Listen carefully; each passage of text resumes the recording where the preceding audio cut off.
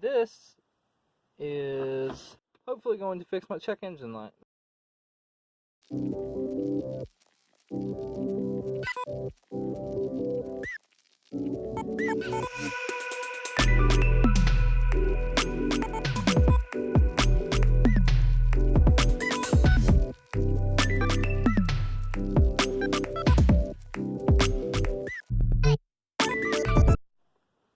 So this right here is the camshaft position sensor. This right here behind the air intake tube there is oil pump drive assembly. So 2005 and 2006 got an oil pump drive assembly and this style camshaft sensor instead of the older style distributor and camshaft position sensor. It's functionally the same thing, just a little bit different, but the oil pump drive assembly was really bad to go out and cause problems, and you get what's called the laughing monkey. I replaced mine a little over a year ago, and it came with a new sensor. Now, I'd read that the aftermarket sensors can give you problems, and mine seemed to work fine. So I ran it for a year, a little over a year now, and now it's starting to throw check engine codes. So I ordered a Mopar sensor. Hopefully this fixes my problem. In fact, it seems to have made my problem worse. And I did have the cam relearned. A friend of mine who's a technician hooked up his big scanner tool to it, relearned the cam, and it still didn't fix it. So I'm going to try something else. I've heard that because one of the codes is a cam sensor intermittent code, meaning that it's losing signal intermittently, that it could be this harness side of the plug. So I'm going to do something probably pretty stupid.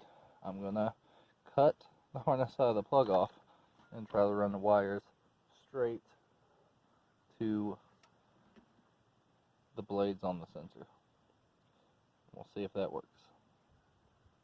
Okay, so slight change in plans. I don't have a connector that I can make fit on these blades without shorting out on another one. So what I'm going to do, this is the old sensor, and since our problem hasn't really changed, I'm going to take this old sensor and I'm going to cut the wires. Now I'm going to cut the wires on the harness side, and I'm going to use these little connectors, male and female connectors, to splice the wires together.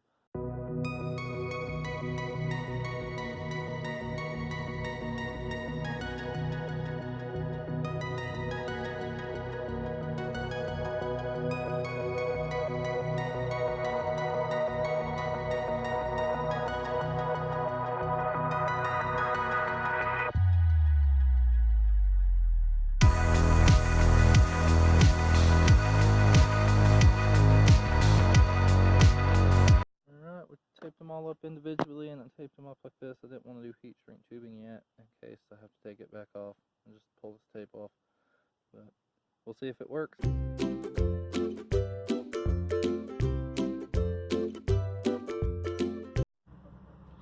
Oh, there it is. I'm on my way home from work, and check engine light comes back on, and it goes into limp mode. Won't let me go over 2500 RPMs. I don't know which code it is. It could be the correlation code, or it could be both codes. It could be the intermittent code, just the correlation code. Either one, put it in the limp mode, but it's probably both of them. Alright, so rumor has it some people have had luck putting a spacer right here and spacing this out just a little bit.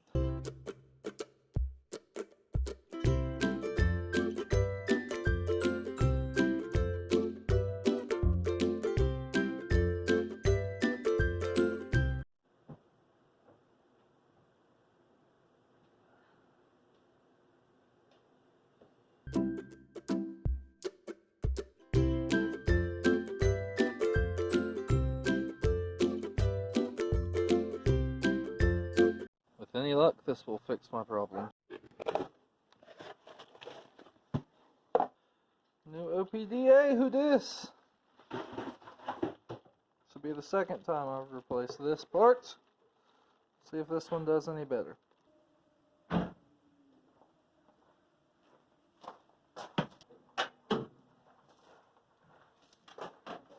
Now we gotta fix my hack job from last time. First things first,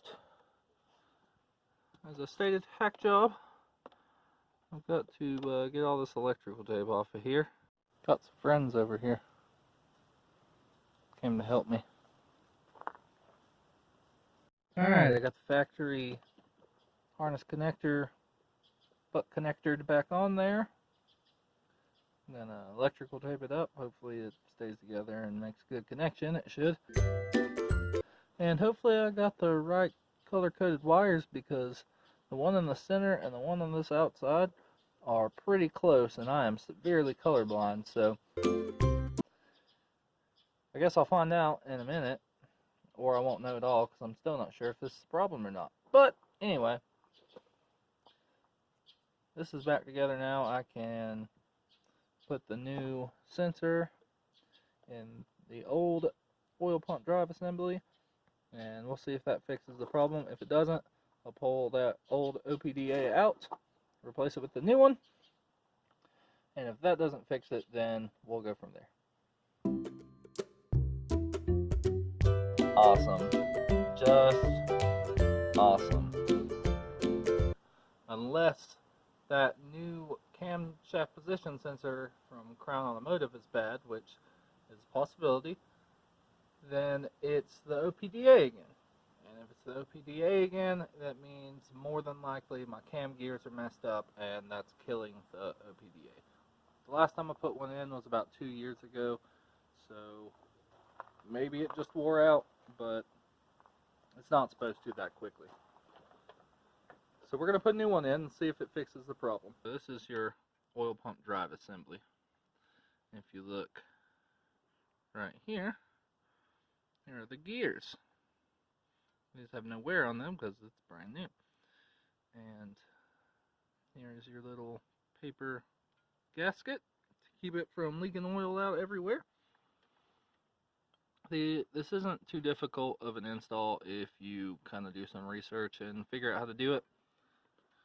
The first thing you have to do is set the engine to top dead center. The easiest way to do that is to take the belt off, look at your, I guess it's the harmonic balancer, I don't know, look at the pulley. There's a timing mark on it. You'll move it over to top dead center.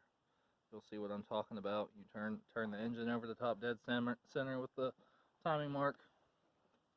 You make sure you take this cap off the old one, make sure it's lined up to where it's supposed to be. Then you will take the bolt out of the bottom down here, which you're not going to be able to see, I'm sure, but there's a bolt down here with a little clip on it that holds this into place, and you pull that out. Make sure your battery is not connected during any of this. Pull that out, and then you take this one. It's got this little plastic pin in here to hold it in alignment. So when those holes are lined up, that means you're in top dead center. Drop this one in there. It's gonna rotate. It doesn't matter which direction this thing is at, as long as you can fit it in there with the sensor in it. And that pin's in there. Drop it in there. Bolt it down with that little bolt and clamp that you couldn't see a second ago. Pull the pin out. Put the cap on. Put your belt back on, and you're good to go. It's that easy. So I'm going to get this done. We'll see if it fixes the problem. So I could be wrong, but I don't know if you'll be able to see it or not. It looks to me like those cam gear teeth have a good bit of wear on them, which would be my big problem.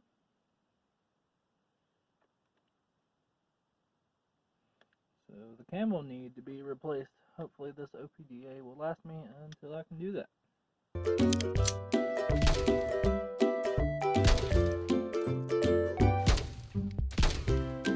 here's where we're at.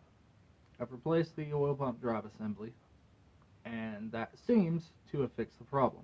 It hasn't fixed the problem. The real problem is that the cam gear is chewed up. The reason that's happened is because at some point in the life of this Jeep, the original oil pump drive assembly went bad. It was a common problem, and it was left for too long.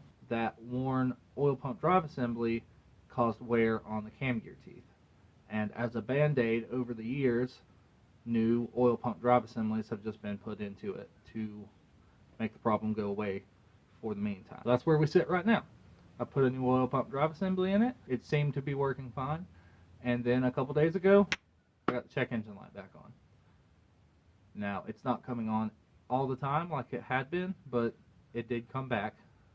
I turned it off, turned it right back on. It was gone. Happened again the next day, and then since then nothing. So the problem's still there. The problem isn't the oil pump drive assembly. The problem isn't the check engine light. The check engine light is a symptom of the real problem. The real problem being that the cam gear is toast. What I'm going to have to do is replace the cam and replace the lifters, because when you put a new cam in, you want to put new lifters in. You don't want to have to rebuild the motor right now if it doesn't need it. At the same time, I don't want to have to rebuild the motor in a year from now because I didn't do it now. So I'm going to have to be the judge of that once I get into the motor and see how it looks. That's going to be it for today, everybody. Thank you so much for watching.